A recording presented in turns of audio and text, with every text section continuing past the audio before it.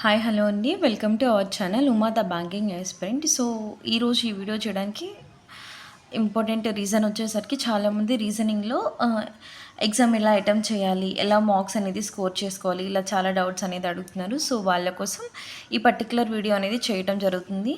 So మనకి రీజనింగ్లో వచ్చేసరికి IBPS, RRB clerk, RRB పీఓలో వచ్చేసరికి మనకి 40 మార్క్స్కి రీజనింగ్ అనేది ఉండటం జరుగుతుంది.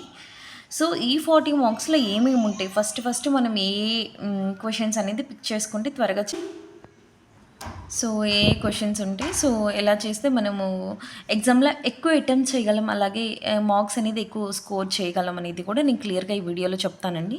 సో ఎవ్వరూ కూడా వీడియో మాత్రం స్కిప్ చేయొద్దు. స్కిప్ చేస్తే అయితే మీకు హాఫ్ అండ్ హాఫ్ అనేది అర్థం అవడం జరుగుతుంది. సో ఫస్ట్ థింగ్, మన ఛానల్ ఎవరైనా ఫస్ట్ టైం చూసినట్లయితే డెఫినెట్లీ సబ్స్క్రైబ్ చేసుకోండి. Okay, so let's go to the information. So మనకి ఫస్ట్ వచ్చేసరికి పజిల్స్, నేను ఫస్ట్ మోడల్స్ చెప్తాను, తర్వాత నేను ఏ ప్యాటర్న్, నేను ఏం ఫాలో అవుతాను అనేది క్లియర్గా చెప్తానండి. So please don't confuse between these two. So first puzzles వచ్చేసరికి బాక్స్ బేస్డ్ పజిల్ అంటే 7 మెంబర్స్ ఇస్తారు. సో 7 మెంబర్స్ కూడా ఎక్కడ సిట్టింగ్ అనేది చేస్తారు అనేది ఒక క్లియర్గా చెప్తారు, సర్టెన్ కానీ అన్సర్టెన్ లాగా. Next floors and flats, suppose 4 floors 2 flats ఇచ్చారనుకో, 1 and 2 ఇట్లా. ఓకే, ఇలానే జరుగుతుంది. 3, 2, 1 ఇలా చేసేసుకొని ఫస్ట్ ఫ్లాట్, సెకండ్ ఫ్లాట్, ఇలా flat 1 is west of flat 2 ఇలా ఇస్తారు. లేకపోతే 3 ఫ్లోర్స్ ఇచ్చేసరికి ఫస్ట్ ఫ్లాట్, సెకండ్ ఫ్లాట్ అని ఇస్తారు. సో ఇలా అనేది క్వశ్చన్స్ అనేది ఇవ్వడం జరుగుతుంది.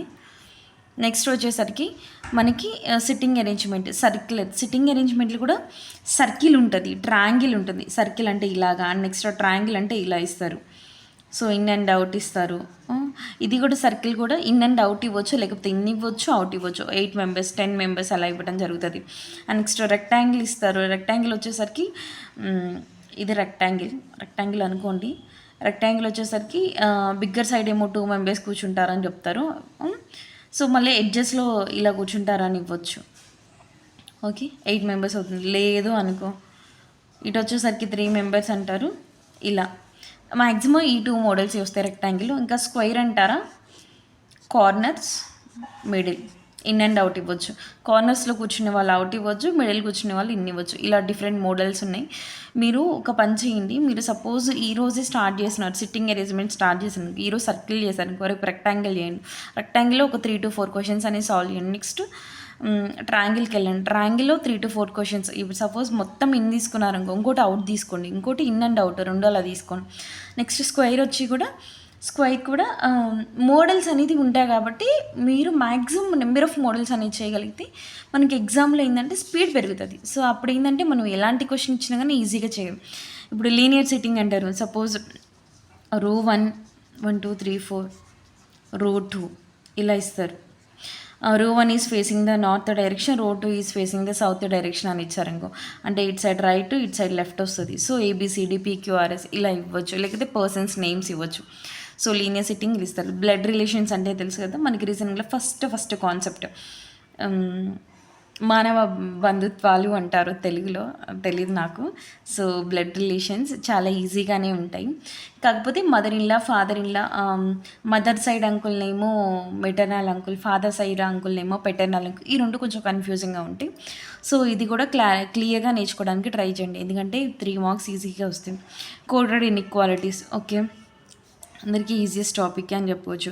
అండ్ కోడింగ్ అండ్ డీకోడింగ్, ఇది కూడా ఈజీ. అండ్ నెక్స్ట్ సిలాగ్స్, చాలామంది సిలాగ్స్ దగ్గర కన్ఫ్యూజ్ అవుతూ ఉంటారండి. సిలాగ్స్ ఏం లేదు, చక్కగా మనము ప్రాక్టీస్ అనేది నెంబర్ ఆఫ్ క్వశ్చన్స్ మీద చేస్తూ ఉంటే సిలాగ్స్ అనేవి చాలా ఈజీగా ఉంటాయి. Okay, next data sufficiency, data sufficiency చాలా అరుదుగా ఇస్తారు. డైరెక్షన్స్ కంపల్సరీగా ఒక 3 మార్క్స్ అనేది ఉంటుంది. Blood relations, coded inequalities, coding and decoding ఇస్తే 2 or 3 క్వశ్చన్స్ అనేది ఇవ్వచ్చు. సిలాగ్స్ కంపల్సరీగా 3 to 4 క్వశ్చన్స్ అనేది ఇస్తారు. అండ్ నెక్స్ట్ పజిల్స్ కంపల్సరీగా 5 క్వశ్చన్స్ ఇలా ఇవ్వటం అనేది జరుగుతుందండి. సో నేను ఫస్ట్ ఏది చూస్ చేసుకుంటాను అనేది నేను క్లియర్గా ఇక్కడ చెప్తానండి. మై ప్యాటర్న్ ఇది. అంటే నాకు ఈజీగా అనిపించింది. లేదు మీరు పజిల్స్‌లో చాలా స్ట్రాంగ్‌గా ఉంటారు, నాకు పజిల్ వితిన్ 2 మినిట్స్‌లో నేను చేయగలనుకుంటే మీరు పజిలే చూస్ చేసుకోవచ్చు. సో లేదు లేదు సిట్టింగ్ అరేంజ్మెంట్ ఇచ్చారు, నేను బాగా చేయగలనుకుంటే అది చేయొచ్చు. మీరు ఎందులో అయినా లేదు బాగా చేస్తాను అనుకుంటే అది చేయొచ్చు. సో నేను ఫస్ట్ అయితే 1 మార్క్ క్వశ్చన్స్ ఉంటాయి కదా, ఎందుకు 1 మార్క్ క్వశ్చన్స్ చేస్తాను అనేది కూడా చెప్తాను. ఇప్పుడు ఒక పజిల్ చేయడానికి సపోజ్ ఒక బిగినర్ అనుకుంటే ఒక 3 to 4 మినిట్స్ పట్టింది అనుకోండి. 1 మార్క్ క్వశ్చన్స్ ఎన్ని ఉంటాయి, ఒక 10 ఉంటాయి అనుకో. 1 మార్క్ క్వశ్చన్స్ ఒక 10 ఉంటాయి. సో ఆ 10 క్వశ్చన్స్ చేయడానికి మనకి ఒక 3 మినిట్స్ పట్టింది అనుకో టైము. మిగతా టైం మొత్తం మనము ఈ పజిల్స్ దగ్గర స్పెండ్ చేయొచ్చు కదా. సో నేనేం చేస్తానంటే ఫస్ట్ నాకు ఈజీగా వచ్చినాయి మొత్తం, అసలు ముందు పేపర్ ఫస్ట్ చూస్తాను, ఈజీగా వచ్చినాయి మొత్తం చేసుకొని వెళ్ళిపోతాను. నెక్స్ట్ వచ్చేసరికి సిట్టింగ్ అరేంజ్మెంట్ నాకు బాగా వచ్చు, సిట్టింగ్ అరేంజ్మెంట్ చేస్తానండి. థర్డ్ వన్ వచ్చేసరికి పజిల్, బ్లడ్ రిలేషన్స్ కూడా నేను స్ట్రాంగ్గా ఉంటాను. సో బ్లడ్ అనుకుంటే ఫోర్త్ వన్ వచ్చేసరికి పజిల్ చేస్తాను. నెక్స్ట్ వీటిలో చేయాలి అంటే కోడెడ్ ఇన్ఈక్వాలిటీస్ చేస్తానండి. Next coding and decoding, syllogisms, data sufficiency, direction. So వీటిలో మనకి ఎన్ని మార్క్స్కి ఎన్నెన్ని క్వశ్చన్స్ ఇచ్చారు అనేది కూడా ఒకసారి చూసుకొని మనం అన్ని క్వశ్చన్ అండ్ పేపర్ అనేది సాల్వ్ చేసుకోగలిగితే, సో నా టార్గెట్ వచ్చేసరికి 40/40 రీజనింగ్లో.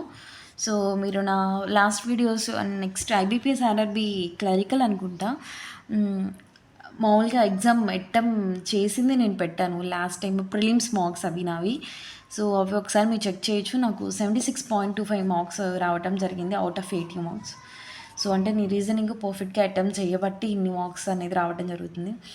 సో క్వాంట్ స్ట్రాటజీ అనేది నేను లాస్ట్ వీడియోలో పెట్టాను, ఎవరైనా ఆ వీడియో చూడకపోతే నేను ఈ వీడియో డిస్క్రిప్షన్లో పెడతాను.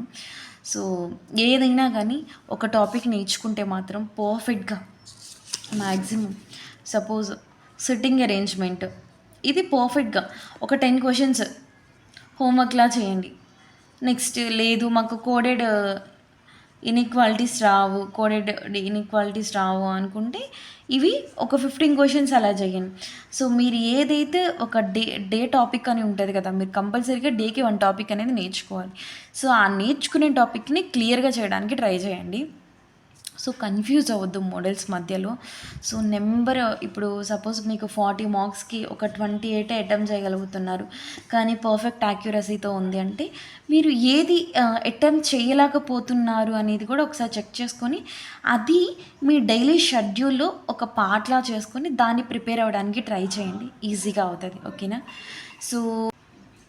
సో ఈ వీడియో చూస్తున్నటువంటి ప్రతి ఒక్కరికి కూడా నా ఇన్ఫర్మేషన్ కానీ నచ్చినట్లయితే తప్పకుండా లైక్ చేయండి, కొత్త వాళ్ళు ఉంటే డెఫినెట్లీ సబ్స్క్రైబ్ చేసుకోండి, ఎవరైనా తెలిసిన వాళ్ళకి షేర్ చేయడానికి ట్రై చేయండి. So okay, I hope you like all my videos.